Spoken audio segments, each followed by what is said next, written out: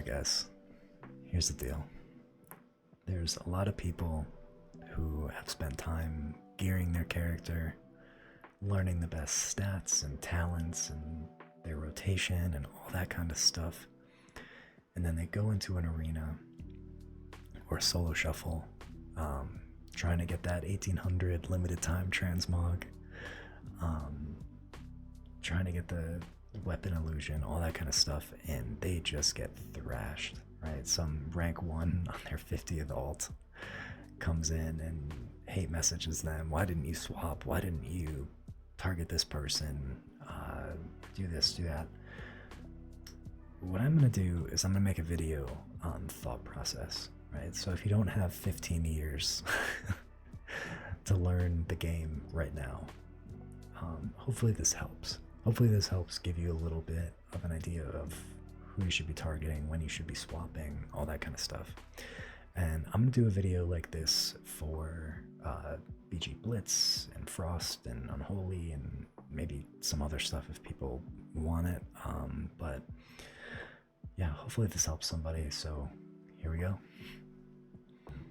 Because I'm going to show why I made decisions that I made in the arena match, how I knew who to target, all that kind of stuff. This is threes. My friend, the Hunter, is completely new to PvP, so we're trying to gear him. I don't really play threes. I'm on my alt Death Knight, but this is proof that if your friends are completely new, if you go into a solo shuffle and you're stuck with somebody that maybe doesn't have all the game knowledge that you may have, you can still make plays, you can still win the games, right? Don't ever leave the game and be like, it was my teammate's fault. You can always do something better. So we're gonna go in here. I'm setting the priest, the healer, as my focus target so that I can silence him when I use all my damage. Because what we're trying to do here is make sure that the healer cannot heal as much as possible during our damage windows. So we're running in. Right here, I start pressing my Dark Transformation and Abomination. So that is because that is 2 less globals that I need to press when I'm actually on the target. So that way, when I run around this pillar, I'm ready to go. I'm ready to send the damage. So we get around the pillar, Chains of Ice on them, they're not going anywhere, right? 70% slow, they're stuck. So we blind all 3 of them. So now they're all 3 standing together. I have all of my damage cooldowns already sent. So now they're in a lot of trouble here. So I drop a Defile to make sure that all of my damage is cleaving. My Evoker here is very smart, and he comes through and stuns all 3 of them off of my blind. So this is an important thing with CC, okay? Crowd control. When you are using blind, when you're using stuns, all that kind of stuff, you want to line it up with your damage windows. So when you have your most damage, but you also want to line it up together. So if someone blinds, you want to stun off of that blind, because then it makes that window of their healer or their DPS not being able to play a longer window. So you're able to get more pressure off, put them farther behind. So we get a blind, we get a stun, all the damage is rolling, they're in a lot of trouble. So we get the bubble from the Retribution Paladin, so he's immune to damage now. So because he's immune to damage, this is another thing that's really important in PvP. If someone pops a big defensive, swap off of them, hit somebody else. You want to be doing as much damage as possible, so just swap. So silence came out on the priest. I should have did that earlier, my mistake. But we're just hitting him a bunch here. We kick his cast, now he can't cast, and he just dies. So see how easy that is? We just get CC chain, right? 2, we get the damage going, we put him in a CC chain, and then someone pops a defensive, we swap to the other person. Alright, so this next one, I want to show you a mistake that I made. something that I messed up so that I can take accountability and I can show you guys, like, hey, there's always something that you can be doing better, right? So we run in, and I like to, whenever we're fighting warlocks, I like to get right on their face, because I don't want them to have the ability to run away, which is their main defensive, is portaling back, taking a gate back, apply pressure right away, get right in there on the warlock. So get right in there and chains of ice on them both, and you can see I'm ramping my damage abilities already. Okay, I get disarmed. Now, something I did, this isn't the mistake, but I trinketed the disarm. On Death Knight, sometimes it's okay to trinket offensively, okay? You have other ways of getting out of crowd control, like Icebound Fortitude and Lichborn. Sometimes it's okay to trinket offensively, only when you have damage rolling, right? I pressed all of my offensive cooldowns. They tried to crowd control me. I'm not gonna let that happen. I need to get my damage off. So you only want to trinket to save yourself, specifically, usually when your healer is in crowd control as well. Or offensively, only when you have your pressure rolling. So grip them all in, got the priest in there, blind all three of them, right? That's the chain CC that we're talking about. Or sorry, the CC that we're talking about. My healer comes in and stuns all three of them off of my blind. Awesome by him. And you can see they're all stunned here. I'd silenced the priest too. I was a little late on silence. Now, normally my hunters knew he missed the kick, which, you know, it happens. It's totally fine. But the warlock has precognition. Normally I'd want to grip him out of his dome, but I can't do that right now because he's got that up, and I can't move him with grip right now. So it is what it is. We're gonna keep hitting him. So right now, this is my mistake, okay? Warlock has his wall, and he also has pain suppression active, right? There is no reason, even though the warlock is so low health, right? He's so low health. I'm not going to kill him right here. What I should have done in this situation is turned around and started hitting the priest. I did not do that. So this is an example, and the reason I want to highlight this mistake is because normally I've seen people do this, where they go and they look at the meters and they're like, oh, I'm top damage, and you know, my teammate isn't. I made a mistake here. You can always play better. You can always do better, okay? So like, this is on me. This is my fault. Now, keep hitting him. Shouldn't be doing that. He has that defensive. I should have swapped to somebody else. Right, we're gonna keep hitting him anyways because, you know, melee brain.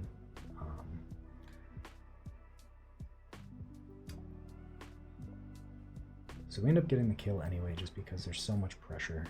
The priest is kind of out of position because I keep chainsing him and slowing him.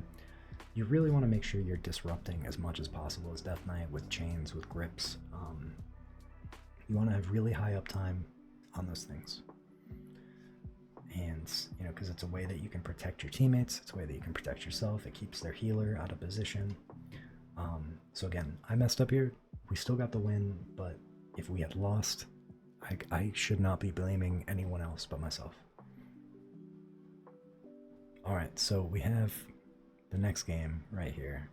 This is against Shadow Priest, Restoration Druid, Frost Mage, which are all great things right now. So, we go in here, right? And something I did there, back up a little bit. So something I did here was I saw that he was throwing the void shit at me, right? And I pressed anti-magic show, because that makes it so that those harmful magical effects can't be applied for the duration. So I saw it coming and I pressed it offensively here, right? Because I'm running at him. I don't want to get feared as I'm running up. I don't want my healer to have to worry that I'm taking a bunch of damage because I'm getting right in there. I am pressing the defensive offensively. And again, this is something that's pretty unique to Death Knight because of a lot of these defensives that we have are I like to call them anti-bullshit, right? We don't want the fear from the priest. We don't want his dots on me right now. So we're pressing it offensively to get in there. So I run in, and I've started ramping my pressure, right? Just like always. We've got chains on the target. We're ramping pressure as we're walking up. And now, what I'm going to do here is I grip the druid in, and I meant to blind both of them, but I'm slow and bad, so that didn't happen. We just got the druid. It's okay. It's still CC on the healer. It's fine. Right, so we're hitting the mage here. So, let me rewind that a little bit. So, my healer is awesome. He goes and he stuns him off of the blind, right? So we're chaining the CC together as the pressure is going. And then I'm going to turn here. I see there's 2 seconds left. So I'm going to turn here, and I'm going to silence the druid. So now, turn, silence him. Nice. So now we've just chained 3 crowd controls on the druid in a row, right? He's pissed off. And look how low we're getting the mage, because he thought that we were going the Shadow Priest. So he was ready to heal the Shadow Priest, but when we went on to mage and then crowd controlled him, now he's freaking out because the mage is taking all this damage, not the Shadow Priest, and he can't do anything about it right now. So there he goes. This is also a really common tactic against druids. With druids, they apply their healing over time effects to one target, and you are not going to kill someone with all of the druid's heal over time effects on them. So what you want to do pretty often on the druid is swap targets. So once you're hitting somebody pretty hard, swap targets, and because that other person doesn't have those heal over time effects on them. When they get those heal over time effects, swap again. So this is a way to get the druid to run out of cooldowns very quickly. Alright guys, I'm going to give you one last game. Here we are going against Arms Warrior, Retribution, Mistweaver, which Arms Ret Warrior is a very common comp, maybe not as much right now, but to show you how we deal with that. So, here we go, running in here, chains on both, always, right? Start ramping the pressure, we get both the offensive cooldowns rolling.